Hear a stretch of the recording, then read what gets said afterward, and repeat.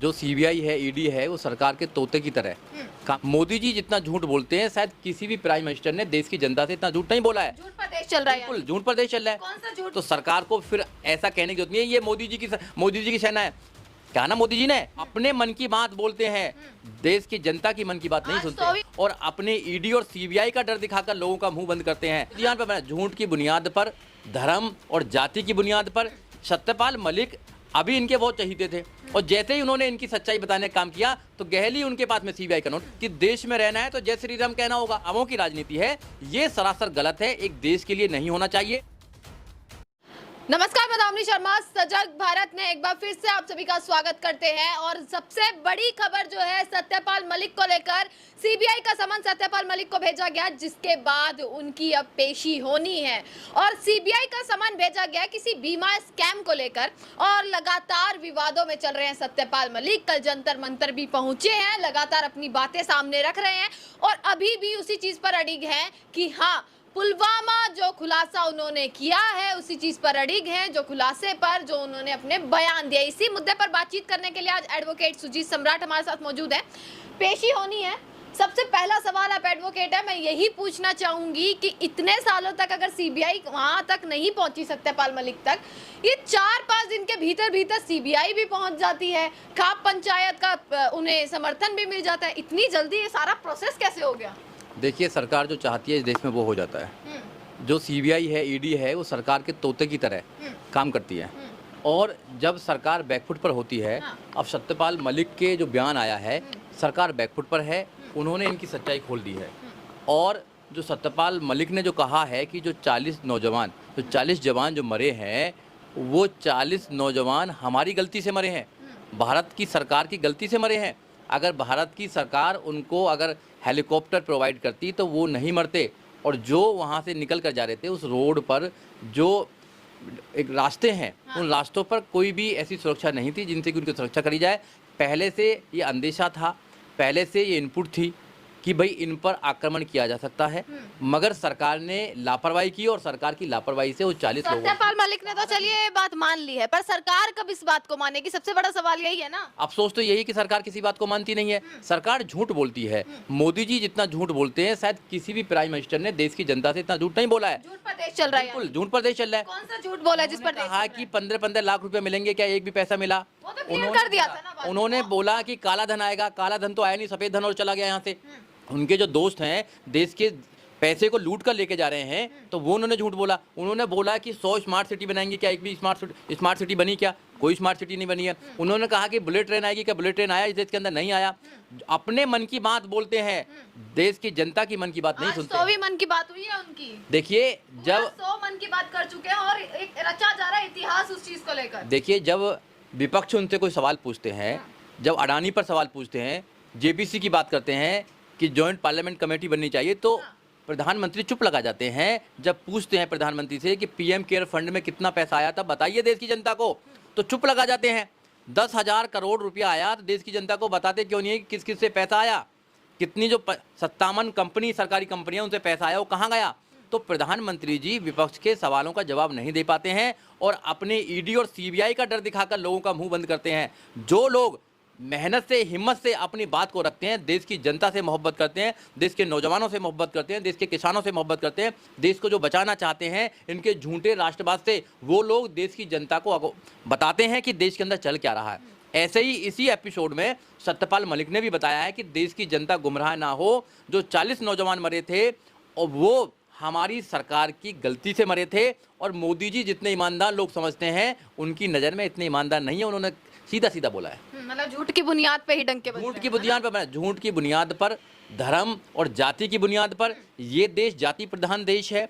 यहाँ धर्म के नाम पर राजनीति होती है, गाय के नाम पर राजनीति होती है, हिंदू मुसलमान के नाम पर राजनीति होती है और मंदिर मस्जिद के नाम पर राजनीति होती है। विपक्ष को दिखती है, देश की जनता को नहीं दिखती। देखिए, देश की जनता क्या है कि बहुत सारे लोग ऐसे लोग हैं जो केवल धर्म को सुरक्षित करना चाहते हैं, अपने बच्चों के भविष्य को सुरक्षित नहीं करना चाहते हैं। धर्म जो है वो आदमी के इंडिविजुअल एक चीज़ है, आप इंडिविजुअल कर सकते हैं, मगर देश को चलाने वाले जो लोग हैं वो संविधान के माध्यम से देश को चलाएंगे।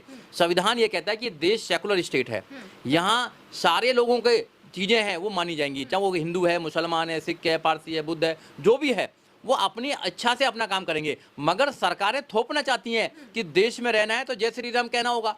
और अब तो जो गुंडे किस्म के लोग हैं, अगर वो अपराध करते हैं, अगर वो किसी को गोली मारते हैं तो जय श्री राम बोलते हैं और बच जाते हैं, पुलिस कुछ नहीं करती है। तो आप जय श्री राम के नाम से क्या देश में नफरत फैलाना चाहते हैं?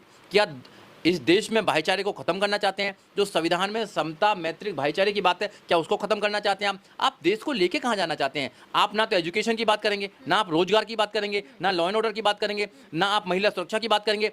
आप बात करेंगे हिंदू मुसलमान की बात महिला करेंगे। सुरक्षा की तो बात करिए और एक एग्जांपल आपको जंतर मंतर पर देखने को देखिए, महिला सुरक्षा की अगर बात करेंगे तो इस देश में महिला जितनी परेशान है, हर 3 मिनट में एक रेप होता है, वो नहीं होना चाहिए। इस देश में महिलाओं जो असुरक्षित हैं, आज दिल्ली में आप सोने की चेन पहन कर नहीं जा सकती है महिला, पहन के जाए तो जाए, बताए ना। तो महिला जितनी अनसेफ है दिल्ली के अंदर या पूरे देश के अंदर कहीं भी नहीं है। महिलाओं को अधिकार मिला है तो संविधान से अधिकार मिला है। ऐसा सवाल उठता है, देखिए जैसे अब गृह मंत्री अमित शाह ने भी अपना इस चीज पर जवाब दिया, पलटवार किया और ये चीज कही कि अगर आप इतने ही सच बोल रहे हैं, सत्यपाल मलिक यानी कि सत्य के नाम से जो चल रहे हैं, अगर आप इतना ही सच बोल रहे हैं तो 4 साल पहले आपने इस चीज का खुलासा क्यों नहीं किया? अगर आप तब किसानों का समर्थन दे सकते थे तो बता देते। कोई आदमी अगर खुलासा कर रहा है तो खुलासा कर रहा है ना, आपके पास में उसका जवाब क्या है? आप जवाब तो देंगे नहीं, आप दूसरे आदमी पे एलिगेशन लगाएंगे। अगर कोई व्यक्ति आप पर सवाल उठाता है तो सवाल का जवाब दीजिए। सरकार का काम क्या है? जब भी विपक्ष या सरकार के लोग सरकार की गलत नीतियों पर आवाज उठाने का काम करते हैं तो फिर सीबीआई का डर क्यों दिखाते हैं?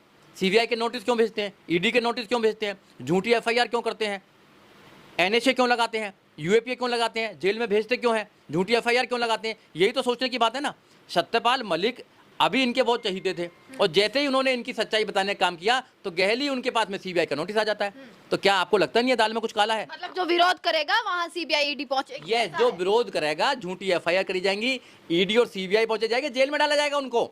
ये विपक्ष की आवाज को बंद करना चाहते हैं। देखिए, जो मेन स्ट्रीम मीडिया खरीद रखा है उन्होंने, पूरा खरीद रखा है। आपने देखा मेन स्ट्रीम मीडिया क्या क्या चलाता है देश के अंदर? नफरत फैलाता है। सोशल मीडिया का धन्यवाद है, सोशल मीडिया का ना हो तो इस देश के लोगों को सच्ची न्यूज ही ना मिले। यही एक सवाल था कि लगातार देखिए 1 हफ्ते से ऊपर हो चुका है उनका ये बयान जो आए थे और तमाम जो विवाद चला, परंतु कितना स्पेस मिला है इस खबर को? क्योंकि जवानों से रिलेटेड खबर है, क्या उसे स्पेस नहीं मिलना चाहिए था या मुद्दा भटकाने की कोशिश की जा रही है? अगर इसमें हिंदू मुसलमान का एंगल होता तो स्पेस मिल जाता। वो तो एजेंडा चलाने का काम करते हैं मैडम। वो पूरे एक प्रकार से कॉर्पोरेट हाउस हैं, वहां से सरकार जो एजेंडा भेजती है उस एजेंडे पे वो डिबेट कराते हैं, एजेंडे पे बात करते हैं। अगर अडानी की बात होगी तो मीडिया चुप रहेगा, अगर सत्यपाल मलिक की बात रहेंगी तो चुप रहेगा, अगर जवानों की बात रहेगी 40 जवान कैसे मारे गए उसकी बात होगी तो मीडिया चुप रहेगा। मीडिया को पता है कि मसला क्या है।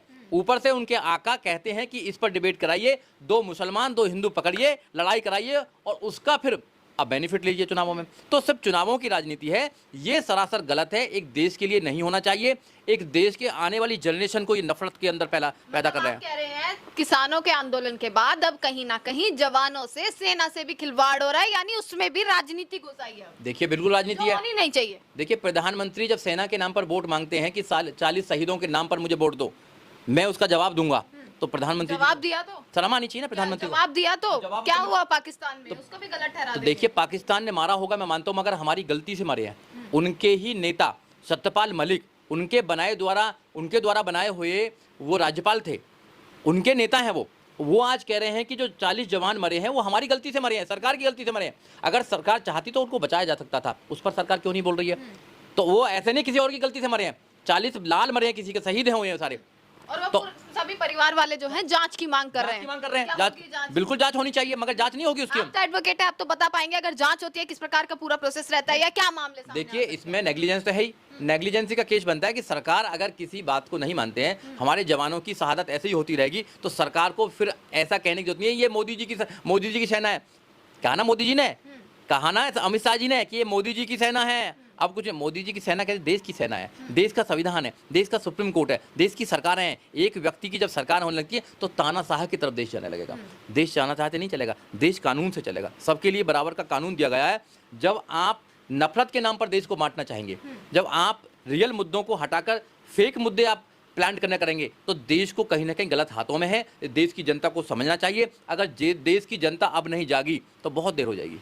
हाँ आने वाली जो हमारी जनरेशन है वो खत्म हो जाएगी, उनके लिए कुछ नहीं बचेगा, देश को नफरत के हाथों में फेंक देंगे। अच्छा, मेरा आखिरी सवाल यही है, मुद्दा बहुत बड़ा है क्योंकि 40 जवान शहीद उसमें हुए थे, 2019 का एक मामला है, एक बहुत बड़ा बयान है जो कहीं ना कहीं सोचने का विषय है। क्या ये मुद्दा उभरेगा या अब दबकर ही रह गया है? अब नहीं इस पर बिल्कुल कोई सवाल नहीं होंगे। देखिए, किसानों को, नौजवानों को ये सोचना चाहिए कि अगर सरकार ऐसा कर सकती है और 40 शहीद जो हैं हमारे जवान, उनके मुद्दों को भी अगर सीरियस नहीं लेगी और उनके मुद्दों पर अगर वोट तो मांग सकती है, मगर जांच की बात है, जांच नहीं कराएगी, तो लोगों को समझना चाहिए इस बात को तो कि फिर ये आपके साथ नहीं है, ये उन धन्ना सेठों के साथ में है।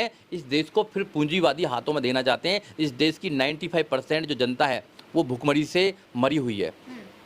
ग्लोबल हंगर इंडेक्स का रिपोर्ट है कि 20 करोड़ लोग रात को भूखे सोते हैं। नहीं कोई डिबेट होगी उस पर, मीडिया डिबेट नहीं कराएगी। ये हैप्पी इंडेक्स की रिपोर्ट है कि देश में, जो भारत में बहुत लोग कम हैप्पी हैं। हाँ।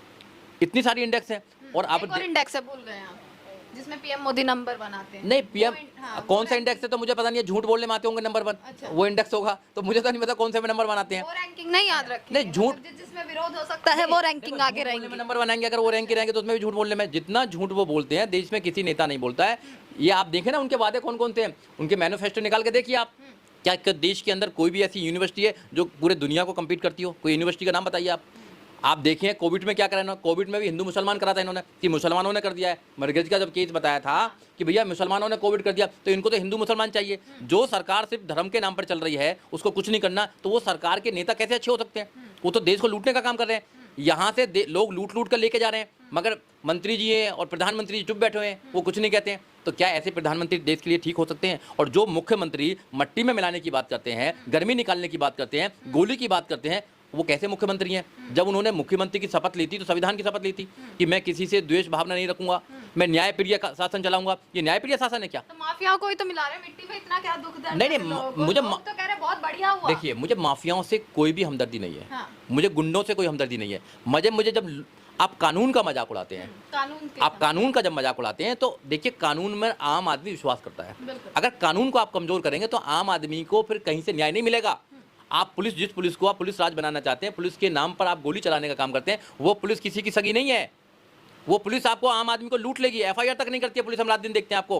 कानून को और कचहरियों को, कोर्ट कचहरी को इसलिए वो कमजोर करना चाहते हैं, लीगल सिस्टम को इसलिए कमजोर करना चाहते हैं कि वहां से न्याय मिलेगा लोगों को। आप 20-20 साल तक अगर आप कोर्ट में लगे रहेंगे तो आप कहाँ गरीब आदमी लड़ पाएगा? बताइए, एक एक वकील की जो फीस है वो 20-20 लाख है सुप्रीम कोर्ट के अंदर, कैसे दे पाएगा? तो आप लीगल सिस्टम को तो स्ट्रॉन्ग करेंगे नहीं, आप गोली के नाम पर न्याय दिलाएंगे। कितने लोगों को गोली के नाम पर न्याय दिलाएंगे आप? तो ये कल्चर, जो गन कल्चर है, ये खराब है। रूल ऑफ गन नहीं होना चाहिए, रूल ऑफ लॉ होना चाहिए। चलिए, इसी के साथ एडवोकेट सुजीत सम्राट हमारे साथ मौजूद थे और बातचीत करी है। कई अलग अलग मुद्दे जो है उन पर बातचीत हो गई है। और सत्यपाल मलिक जो है सबसे बड़ा मुद्दा इस वक्त ट्रेंडिंग में चल रहा है, क्योंकि खाप पंचायत के साथ साथ आम जनता का भी समर्थन अब उन्हें मिल रहा है। और रेसलर्स जो जंतर मंतर पर बैठे हैं, वहां भी सत्यपाल मलिक पहुंचे, अपनी बात कही और उन्होंने एक और बयान दिया, एक और सेंटेंस दिया कि जिस प्रकार से किसानों से माफी मांगी प्रधानमंत्री जी ने, ऐसे ही आपसे भी माफी मांगेंगे। और तमाम बयानों के बीच लोगों की प्रतिक्रिया आप तक पहुंचा रहे हैं। देखते रहेगा सजग भारत। आपका बहुत बहुत शुक्रिया।